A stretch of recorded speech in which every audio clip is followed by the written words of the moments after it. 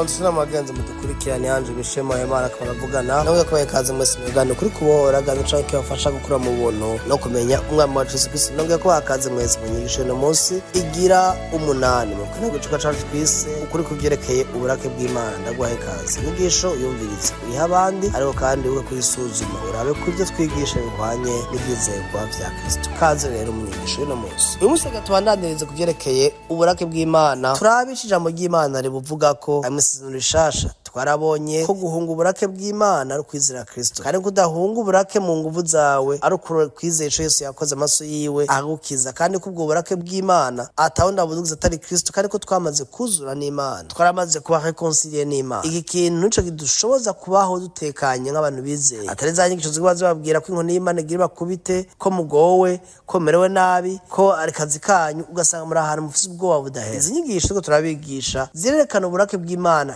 icarico ariko kandi ngene uwo buhunga canke ngene wabuhunze uyu munsi dusime muri abaroma 1:18 Rome chapitre 1er verset 18 yabango ishavu ry'Imana iyi ni Bibiliya yindi ndakosha verset yindi ariko Bibiliya ivuga ngo uburake bw'Imana byarahishuwe byaramaze guhishurwa rivuye mu ijuru irisuka kubayigarariza n'abagabitanya bakayongesha ukuri kugabitanya kwabo muri makisha ry'Imana byaramaze kugaragara 19 kuko ivyo umuntu yomenya by'Imana byerekanwa muri bo Imana ariyo yabiberetse mbere kuva isi kiremwa ivy'Imana bitunganye bitabonwa n'amaso ari byo ubushobozi bwayo budashira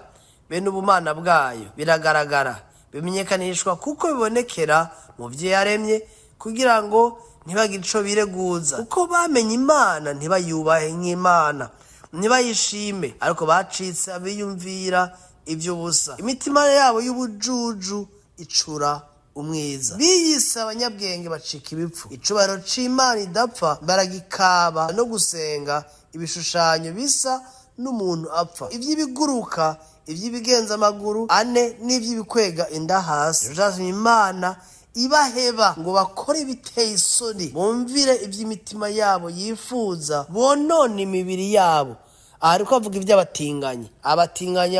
abarezibiyera homosexuel abatransgender n'ibindi byose kuko ukuri kw'Imana bagukavye ibinyoma umva abantu burake bw'Imana bwasirutse bukasuka ku buzima bwabo hari ingaruka muri make mu buzima bwabo kubera kutubaha Imana umviriza kuko ukuri kw'Imana bagukavye ibinyoma bagasenga bagakorera icaremwe bakirutisha yakiremye niyo ikwiye gushimwa ibihe bidashira amina nico catumye Imana ibaheba ngo bipfuze ivyonona bagire envie twiza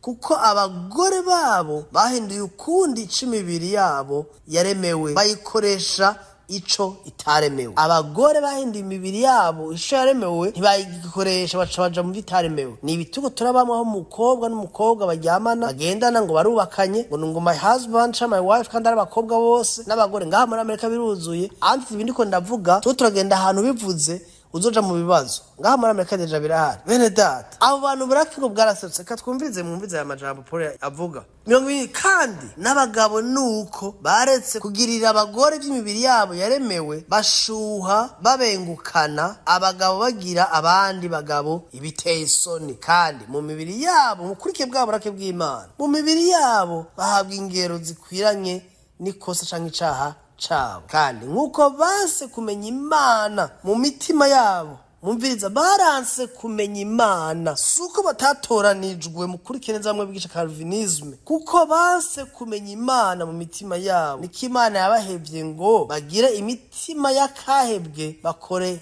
ibitabereye Imana irabaheba ikabareka nuko banse suko tabatoranije niyo condition ngabavuze buzuye kugabitanya kose ukugira nabi ukwifuza n'ugwaho gusa buzuye igono ubwicanyi ubutongana ubugunge ukwitamba ku muvyimba abaneguranira mu vyongorerano abavuga abandi nabi abanka Imana mumve abasaba Kristo abatukana abibona abirarira abigenera ibibi bavugagira imigambi ko bibi abatumvira abavyeyi ibipfu nta mukristo ari gipfu abava mu isezerano muri bakabahemuka abadakunda nababo nimbura kigongwe abo naho bamenye urubanza Imana ica yuko abakora ibisa nivyo bakwiye gupfa ntibabikora gusa ariko batako bagashima n'ababikora mwene data, abo ni buburake bw'Imana bwarungikiwe kandi bugaragara mu mibiri yabo. Abo si abakristo bene data, mukurikire neza ntiyavuze bene data. Niyo kuvuga abantu bizeye n'abantu bana barezibiyene n'abahomosexuel wari n'ibintu byinshi, n'abantu bakora ibibi,